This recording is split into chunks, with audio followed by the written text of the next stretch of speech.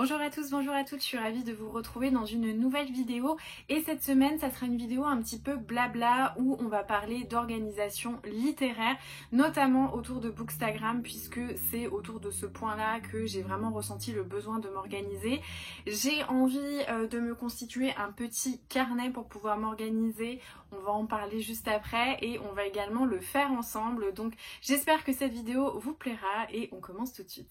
Je me souviens qu'une fois j'avais fait un petit questionnaire sur Instagram en disant qu'est-ce que vous aimeriez bien voir sur la chaîne, des sujets de vidéos en particulier, et est beaucoup de fois revenu le thème de l'organisation livresque, l'organisation autour de mes lectures et tout ça, et à ce moment-là j'avais pas trop de réponses à apporter parce que j'avais pas vraiment de besoin d'organisation dans le sens où moi j'utilise l'application Goodreads. D'ailleurs vous avez mon pseudo dans la barre d'infos si vous voulez me rejoindre et puis voir mon évolution de lecture et tout ça.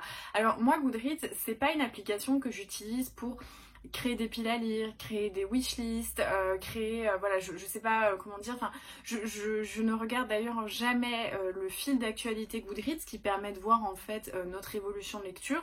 Je l'utilise principalement parce que j'aime bien voir le pourcentage de lecture en fait en fonction des pages, voilà, ça m'amuse, mais c'est surtout que ça me permet de référencer l'intégralité de mes lectures sur l'année et c'est hyper important pour moi parce que moi ma bibliothèque elle évolue beaucoup, donc comme je t'expliquais, je prête, je donne, je revends, voilà, elle est assez évolutive et parfois je peux avoir des gros coups de cœur dans l'année qui sont pas forcément des livres que j'ai en ma possession, et c'est pour ça que j'aime bien à la fin de l'année avoir déjà le petit récap que me fait Goodreads, et ça m'aide aussi pour mes top 5 ou ce genre de choses que je peux faire à la fin d'année, mais aussi des fois quand j'ai un petit doute avec des sagas assez avancées pour me dire ah mais j'en suis où dans cette série et tout ça, voilà, je peux un peu garder le cap de ça et pouvoir suivre mes lectures, mais c'est pas du tout une application que j'utilise, voilà, pour faire des listes, pour surveiller le nombre de livres que j'ai lus, enfin je sais même pas combien de livres je lis dans un mois, c'est pas quelque chose qui m'intéresse, donc pour moi c'était la seule chose en fait dont j'avais besoin pour mon quotidien, on va dire, de lectrice, c'était voir les livres, pouvoir les noter, et puis des fois je les note même pas quand je sais pas trop quoi faire, et c'était tout en fait, pour moi c'était suffisant.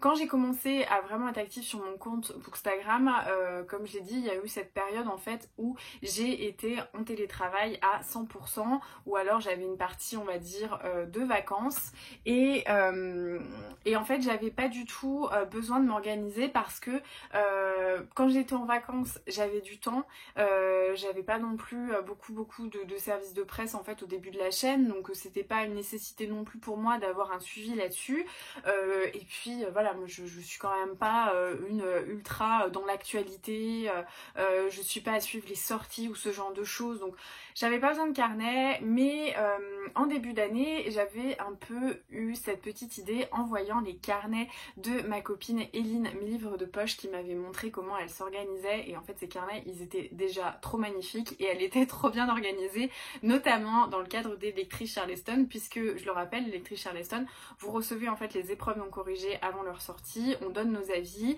et ensuite il se passe un certain laps de temps avant que le livre sorte officiellement avec nos petits avis à l'intérieur, mais du coup il faut suivre entre le moment où on reçoit l'épreuve non corrigée, le moment où on doit rendre notre avis et puis sa sortie, et donc Eline était super bien organisée, mais franchement c'était un plaisir pour la Monica Geller qui est en moi de voir les carnets d'Eline, enfin je me souviens quand elle m'avait montré, je trouvais ça incroyable, et en même temps à ce moment là, voilà, ça devait être en janvier ou décembre janvier, j'avais vraiment pas le besoin en fait, j'arrivais à suivre, je me sentais pas du tout dépassée par tout ça, et puis je me suis rendu compte quand même depuis quelques temps que c'était aussi beaucoup lié au fait que j'étais en télétravail à 100% et cette heure et demie, voire 2 heures quand des fois je me levais hyper tôt le matin et que je commençais genre à 6h30, 7h, cette heure, ces 2 heures que j'avais entre midi et 2 quotidiennement d'une manière voilà, très routinière, et c'était vraiment nécessaire pour moi pour m'organiser, et là de ne pas les avoir,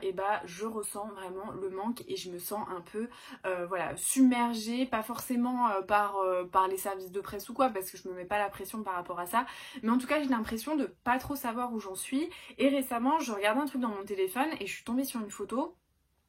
où je me suis dit mais j'ai jamais posté ce livre, j'ai regardé, j'avais pourtant écrit la chronique, mais ça avait jamais été posté, donc je me suis dit, ah oui, effectivement, là, il y a peut-être quelque chose à faire. Je me suis donc posé la question de ce dont j'avais besoin dans cette organisation livresque, et je me suis rendu compte que j'avais pas besoin ni envie de manière mensuelle d'écrire les entrées des livres que j'entre dans ma pile à lire, tout simplement, que ce soit des livres perso ou des services de presse, c'était pas vraiment là mon souhait. J'avais pas forcément non plus envie voilà, de faire des carnets avec des wishlists, j'avais pas envie de faire des carnets avec les livres que je vais acheter, que je prévois d'acheter ou ce genre de choses, donc ça c'était pas mon besoin. Je me suis rendu compte que voilà, de ne plus avoir ce moment à la maison qui était quotidien, régulier, ça me donnait un sentiment d'être un petit peu submergée. Alors oui, effectivement, si vous me suivez en vlog, vous allez me dire, mais bon, t'as quand même des moments où t'es en télétravail, où t'es chez toi entre midi et deux, voilà. Oui, mais en fait, c'est pas régulier, c'est lié à plein de paramètres qui dépendent de ma volonté, puisque je prends le bureau de quelqu'un quand ce quelqu'un décide d'être en télétravail, donc ça dépend vraiment pas de moi. Et c'est surtout jamais, c'est pas très régulier. Alors, c'est un petit peu régulier parce que souvent la fin de semaine, le bureau est occupé, donc je sais que je vais être à la maison. Mais sinon, en début de semaine, ça varie totalement, donc c'est assez compliqué pour moi d'avoir une visibilité, de me dire ok, tous les jours, par exemple, tous les lundis, entre midi et 2, je fais mes photos, je fais mes chroniques, je fais ce genre de choses. Et là, du coup, j'ai vraiment perdu ça, alors que quand j'étais en télétravail à 100%, eh bien, je savais que le lundi, entre midi et 2, je prenais en photo les livres que j'avais lus la semaine passée. Le mardi, entre midi et 2, j'écrivais mes chroniques, etc., etc. Donc j'avais vraiment une régularité, et je pense que il faut se connaître en termes d'organisation. Moi je me connais, ça fait 9 ans que je fais des études, j'ai toujours bien aimé faire des listes et ce genre de choses, donc je connais mon process et la manière dont je fonctionne en termes de besoin d'organisation, et avoir un cadre routinier pour moi c'est hyper important. Et là, vu que je n'ai pas ce cadre routinier, ça explique pourquoi je me sens un petit peu à la ramasse de ce côté-là, et que je ressens le besoin de remplir un petit carnet. Donc j'ai trouvé celui-ci et je pense qu'il va être parfait pour mes besoins. Parlons donc un petit peu de mes besoins. Je l'évoquais tout à l'heure, mais voilà, je reçois des services de presse.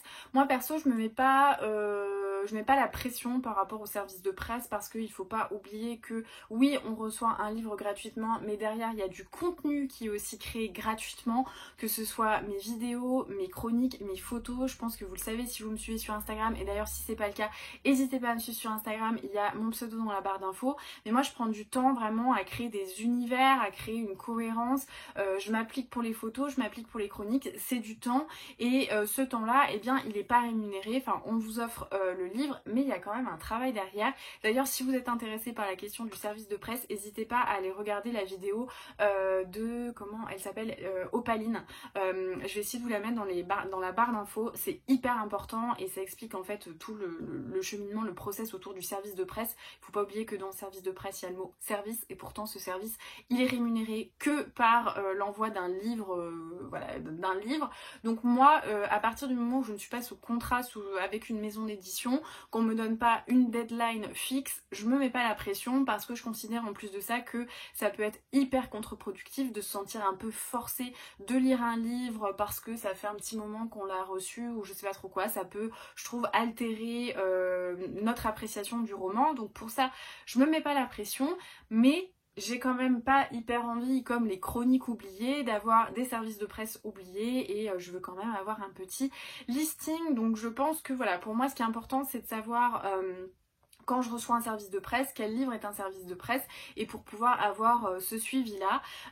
Ensuite, là où j'ai besoin, je pense vraiment d'organisation, c'est la gestion chronique, photos et publication sur Instagram, puisque comme j'expliquais, je me suis rendu compte que j'avais certaines photos et certaines chroniques qui étaient prêtes depuis plusieurs mois et qui n'ont jamais été postées, pour, je pense, des raisons diverses et variées qui tiennent à la cohérence du feed. J'ai pensé à telle publication, j'ai voulu mettre ça tel jour, et du coup, des publications plus anciennes sont un petit peu passées à la trappe. Et c'est dommage parce que je passe du temps, vraiment, je passe du temps à écrire mes chroniques, à faire mes photos, et je me dis, mais c'est totalement débile de faire ça et puis de ensuite les oublier.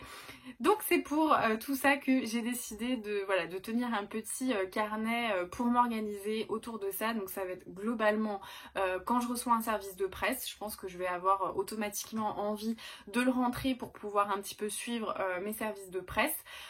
Pour mes livres, on va dire perso, je pense que je les mettrai dans ce tableau une fois qu'ils seront lus. Comme ça, je saurai où j'en suis en termes de est-ce que ça a été chroniqué, est-ce que la photo a été prise et tout ça.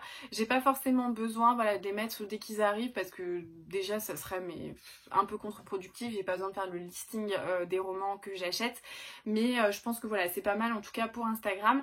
Je vais pas le faire pour YouTube parce que pour YouTube je suis assez régulière en fait. Je les lis, je sais que le dimanche je tourne ma vidéo, elle est en ligne le lundi, bah voilà, les bouquins ont été pris en compte, mais par contre pour Instagram c'est une organisation différente. Donc je pense que ça va être voilà les points que je vais mettre un petit peu dans ce carnet. Donc j'ai trouvé, waouh, je me suis pris un coup de ruban là, c'était incroyable. J'ai pris un carnet Rhodia en fait que j'avais pour autre chose, j'ai enlevé les premières pages. J'ai pris un carnet avec des petits points comme le bullet, c'est ce que je pense qui va me convenir le plus parce que j'aime pas trop les carnets lignés. Et donc voilà, on va s'y attaquer et puis bah je vous emmène avec moi. Hey, alors on se retrouve, je suis à mon bureau, j'espère que la vidéo sera pas trop tremblante parce que voilà, j'ai essayé de faire comme je pouvais pour vous installer. Du coup, pour mon organisation livresque, j'ai pris un petit carnet. Alors c'est un peu de la récup en fait, j'avais des pages qui étaient préalablement utilisées mais je les avais pas utilisées voilà, pour beaucoup de choses, donc je les ai enlevées et comme ça j'ai un petit carnet vierge. Moi j'utilise toujours quand je fais des organisations un petit peu sous forme de tableau, j'adore utiliser des petits points, donc comme les bullet journal, un peu les lush term, c'est ce que je préfère. J'avais pas mal de carnets lignés que j'avais acheté à Action, mais voilà, pour faire un format un peu tableau comme ça, je préférais vraiment avoir des lignes, enfin des petits points justement. Je trouve que ça permet de pas trop saturer l'espace. Et donc on va commencer à voir ce que je vais mettre dans mon organisation. Donc les premières choses en fait, je pense que je vais faire un genre de petit brouillon pour voir ce qui me plaît, ce qui me plaît pas. Et la première chose qui est importante, je crois, c'est de savoir déjà si c'est un SP ou pas. Ensuite, si c'est un SP, voir la date, date de réception. Ensuite, je pense qu'il faut que... Oh, j'ai l'impression que vous tremblez, je suis vraiment désolée, j'essaye de pas trop bouger. Ensuite, il me faut le titre. ME, donc titre auteur. La maison d'édition, une petite case pour voir si c'est lu. Ensuite, une case pour voir si la chronique est écrite. Savoir également si la photo a été prise. Et puis savoir du coup si ça a été peut-être posté sur Instagram.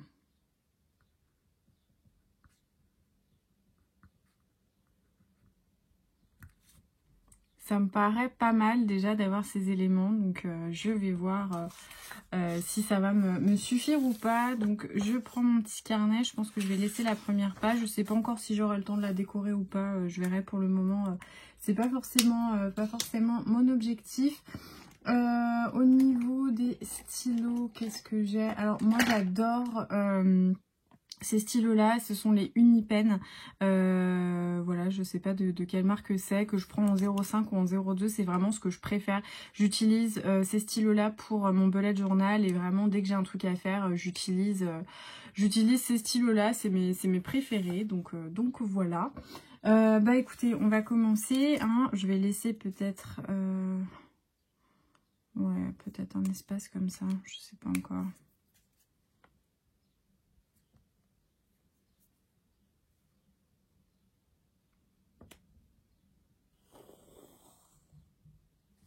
Hop.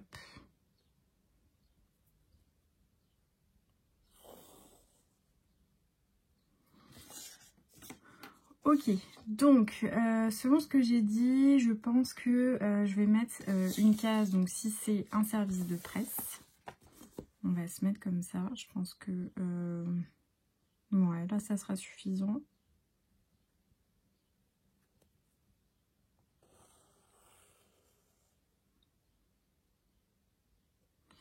Du coup, là, pour mettre la date, je pense que là, on sera pas mal.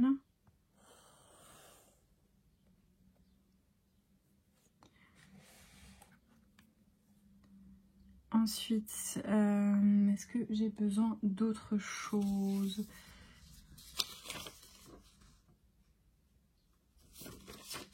Non. Donc, je vais laisser... Je pense que je vais en prendre ensuite par là. Donc, si j'ai fait ou pas la chronique sur Instagram, puis je laisserai l'espace pour le titre. Donc, on va laisser des cases comme ça, je pense.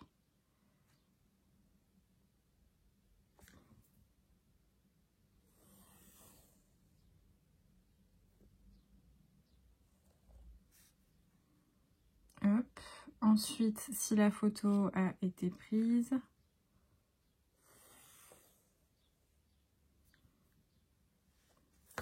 Si la chronique a été écrite...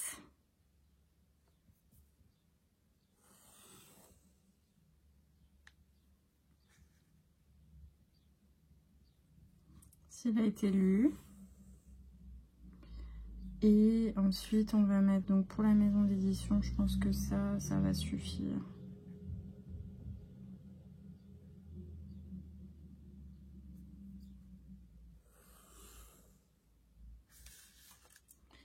Hop, et bah on est plutôt pas mal, je pense. Donc je pense que je vais faire des petites cases comme ça, des traits, parce que j'ai pas...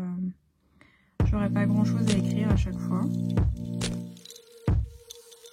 Ok, alors un stylo légèrement plus fin, donc c'est pareil, c'est un Unipen mais en 02, celui-là je l'aime bien pour écrire. Autant celui-ci je l'aime beaucoup pour tracer des lignes, autant lui vraiment pour écrire j'adore. Je pense que je vais faire un petit fond là du coup pour la légende, donc je sais pas si en fait je le prolonge et que je le fais au-dessus ou pas. Je me dis que c'est peut-être plus intéressant pour gagner de la place, mais en même temps je voulais peut-être mettre un titre. Ouais, je vais peut-être pas changer ça. Je vais utiliser ces surligneurs, je les aime trop. C'est des surligneurs donc Staedtler en couleur un peu sable.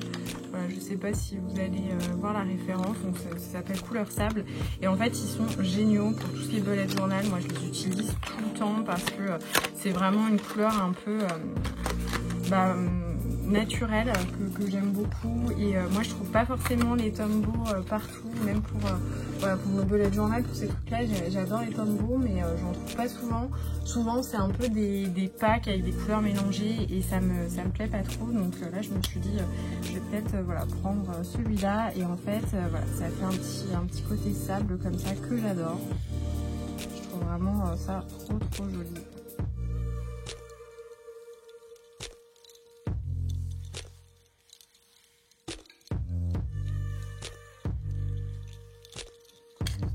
Je vais laisser sécher et je vais commencer en fait à remplir mon petit tableau, puisque là il y a mes dernières lectures, donc celles que je dois chroniquer, j'en ai déjà chroniqué certaines.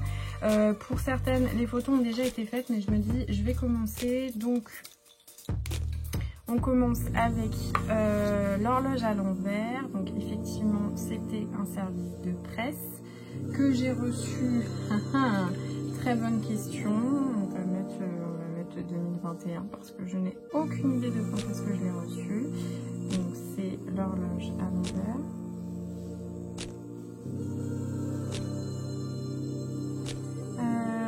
Qu'est-ce que j'ai dit ensuite? La maison d'édition, c'est donc Scrigno. Est-ce qu'il a été lu? Oui. Est-ce que la chronique a été écrite? Oui. La photo a également été faite, oui, mais il n'est pas encore publié sur Instagram. Et donc on va continuer comme ça. Les carnets de l'apothicaire, ce n'est pas un SP.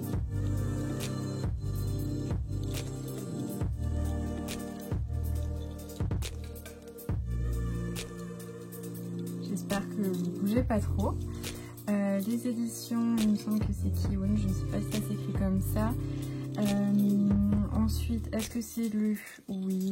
Est-ce que la chronique a été écrite? Oui. La photo a été faite et non plus que sur Instagram.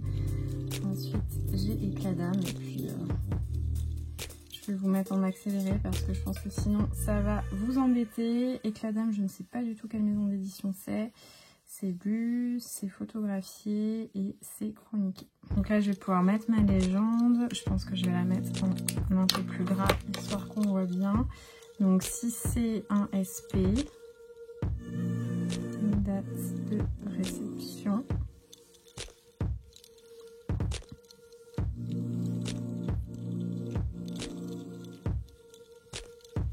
Titre ou auteur, donc maison d'édition. Ensuite, si c'est lui. Comment mettre? J'ai pas assez de place.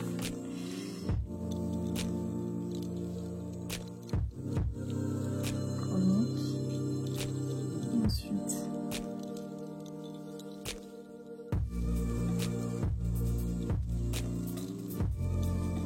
Photo. Et Instagram. Et c'est parti.